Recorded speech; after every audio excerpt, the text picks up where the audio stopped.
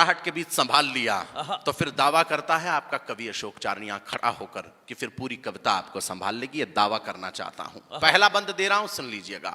अमर तिरंगे की बस्ती में लाल बवंडर आया है, कालदूत के भाल सरीखा जिसका काला साया है। आपको देश के शौर्य पर अभिमान हो तो पहले बंद को संभालिएगा। कविता आप लोग प्रारंभ करेंगे, मैं नहीं। कि कालदूत के भाल सरीखा जिसका काला साया है, पर दिनकर की वंश प्रथा को कोई नहीं डरा सकता, पर दिनकर की वंश प्रथा को कोई नहीं डरा सकता। मेधा से लेकर मैदानों तक ना कोई हरा सकता, मेधा से लेकर मैदानों तक ना कोई हरा सकता। चाहे चीन गले को फाड़े अपने घर के मंचों से, पर भारत के वीर सपूतों कह दो इन सरपंचों से। देवदार की थाती कम ना होती लघु करंचों से, देवदार की थाती कम ना होती लघु करंचों से। और अग्नि 5 वाले ना डरते चीनी तोप तमंचों से। अग्नि 5 वाले ना, आभार जशपुर का, प्रणाम आपको कि आपने कविता को प्रारंभ कर दिया। कि अग्नि 5 वाले ना डरते चीनी तोप तमंचों से, एक दोगला व्यापारी जो नकली कारोबारों का। 5.2 जहां की नेशनल हाइट है, 5 फीट 2 इंच से ज्यादा का आदमी जहां पैदा नहीं होता हो। पूरे चीन में सर आप नजर दौड़ा कर देख लीजिए, एक आदमी 5 फीट 2 इंच से ऊपर नहीं मिलेगा आपको, एक भी आदमी। और अगर मिल जाए तो फिर समझिएगा कि हमारे बुजुर्गों का आना जाना रहा। तालियां कम हैं आपकी इस बात पर, तो जोरदार मैं पंक्तियां निवेदित कर रहा हूं आपके बीच, सुन लीजिएगा। कि एक दोगला व्यापारी जो नकली कारोबारों का। मैं आंखें बंद करके केवल आपकी तालियों की गड़गड़ाहट बहुत देर तक सुनना चाहता हूं। आप कैसा तूफान बनाते हैं मैं आप पर छोड़ता हूं, लेकिन आपके हाथ अपने आप आसमान में उठ जाएंगे ये मैं जानता हूं। कि एक दोगला व्यापारी जो नकली कारोबारों का, हमको रोब दिखाता है वो अपने चंद सियारों का। चंद सियारों का दल ही शेरों पर बढ़ने लगता है, चंद सियारों का दल ही शेरों पर बढ़ने लगता है। अपने दुर्बल पैरों से पर्वत पर चढ़ने लगता है, अपने दुर्बल पैरों से पर्वत पर चढ़ने लगता है। लेकिन वो ये भूल गया कि ठंडा रक्त नहीं है अब, लेकिन वो ये भूल गया कि ठंडा रक्त नहीं है अब। बिना रक्त की बूंद गिरे युद्धों का वक्त नहीं है अब। तो सीमा पार खड़ा एक बौना हमको निधमकाता है, सीमा पार खड़ा एक बौना हमको निधमकाता है। चिड़िया जैसी आंख नहीं और हमको आंख दिखाता है। चिड़िया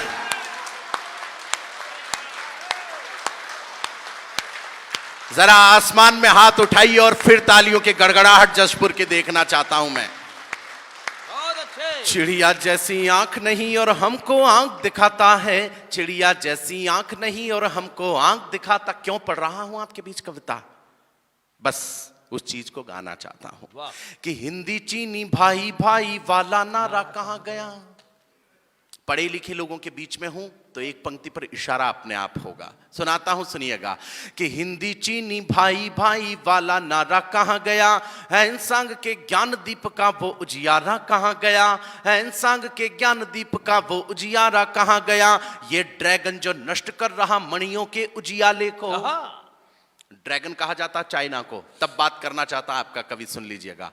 कि ये ड्रैगन जो नष्ट कर रहा मणियों के उजियाले को, ये बुनता है जाल इस तरह जैसे मकड़ी जाले को, ये बुनता है जाल इस तरह जैसे मकड़ी जाले को। ये यक्साई चिन्ह पर भी अपना अधिकार समझता है, ये यक्साई चिन्ह पर भी अपना अधिकार समझता है। ये भारत को केवल धंधे का बाजार समझता है, ये भारत का, आपकी चेतना को प्रणाम कर रहा हूं।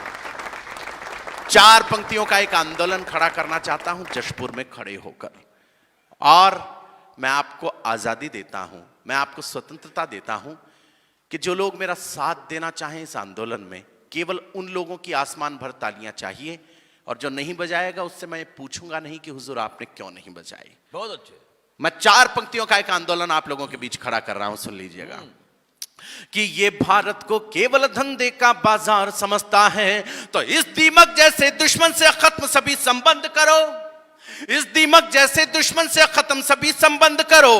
बाजारों से चीनी चीजें लेना देना बंद करो। तो जिस दिन इन व्यापारिक राहों पर पहिया रुक जाएगा, जिस दिन इन व्यापारिक राहों पर पहिया रुक जाएगा, तब ड्रैगन का सर भारत के चरणों में झुक जाएगा।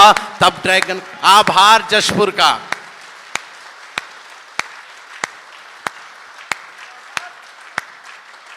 तब ड्रैगन का सर भारत के चरणों में झुक जाएगा। तब ड्रैगन का सर भारत के चरणों में झुक जाएगा। हमसे तुमने शंकर का कैलाश लिया, ये सहन किया।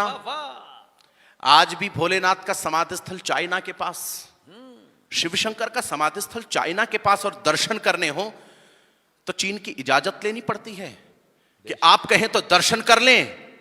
125 करोड़ के देश की ये भाषा तो नहीं होनी चाहिए।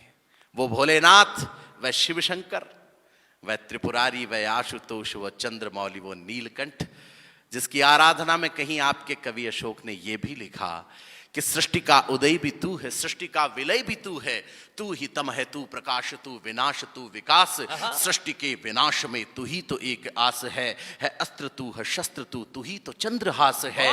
गंग तेरे अंग का अभिन्न एक रंग है, पड़े गले भुजंग औज बज रहे मृदंग है। आदि से अनादि तक समाधि भी लगी रहे, लपट लपट के ले ज्वलन वो ज्योत भी जगी रहे। टनन टनन सी घंटियां, घनन घनन मृदंग है, विकराल काल छाल पे ये चक्षु लाल रंग है। क्रोध भी प्रचंड तो ये तेज भी अखंड है, पांव के तले गले वो विश्व का घमंड है। रे चमक चमक है चंद्रमा प्रभो तुम्हारे शीश पर, और तुम्हारी ही चमक धरी प्रभो हमारे शीश पर।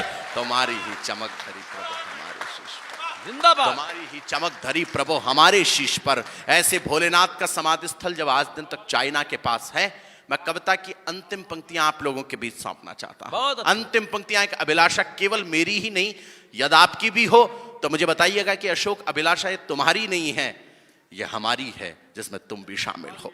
पंक्तियां पढ़ना चाहता हूं, सुन लीजिएगा कि हमसे तुमने शंकर का कैलाश लिया, ये सहन किया। तिब्बत के मुद्दे पर हमको दगा दिया, ये सहन किया। माना कि उस वक्त यहां असलों से लेस नहीं थे हम, परमाणु हथियारों के बलशाली देश नहीं थे हम, परमाणु हथियारों के बलशाली देश नहीं थे हम। लेकिन वो ये भूला पहले जैसी बात नहीं है अब, भारत का दिन करीब आया, दिन है रात नहीं है अब। तुमने अगर खिलवाड़ कर लिया इस भारत की माटी से, तुमने अगर खिलवाड़ कर लिया इस भारत की माटी से, तो अग्नि परीक्षण तुम पर कर देंगे शंकर की घाटी से। अग्नि परीक्षण तुम पर कर देंगे शंकर की घाटी से, अग्नि परीक्षण तुम पर कर देंगे शंकर की घाटी से।